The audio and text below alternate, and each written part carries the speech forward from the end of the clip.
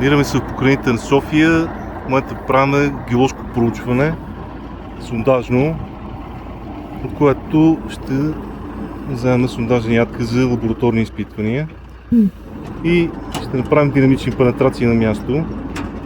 Сондираме с обсадни тръби, защото долу почвата е такава, чакъли и пясъци, които ако не се обсъдят, ще затворят сондажа.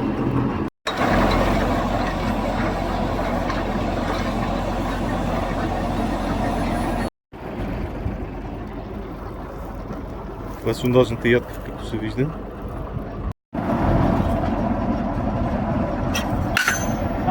Динамична пенетрация в сондаж. По този начин определяме показателите на почвата на място. Това е сондажната ядка, която е подредена от съндъци от сондажа. Ето тук се виждат интервалите.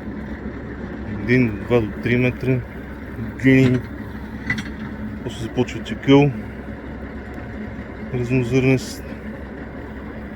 Това става плодър чакъла, дребни валуни с пасещив запълнител.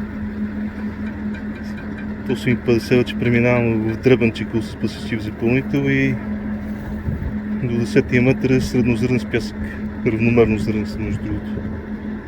Това е сондажната ядка, от която се взимат проби, в случая за зърнометричен състав, които в комбинация с резултатите от стандартните пенетрации, които показах на сондажа, ще дадат показателите на почвата, които после ще ги оформим в геоложки доклад. Аз съм Даниел Мотавчиев от Геостудио България. Ако имате нужда от качествено геоложко проучване за вашия проект, може да свържете се с нас на посочените контакти. Хубав и успешен ден!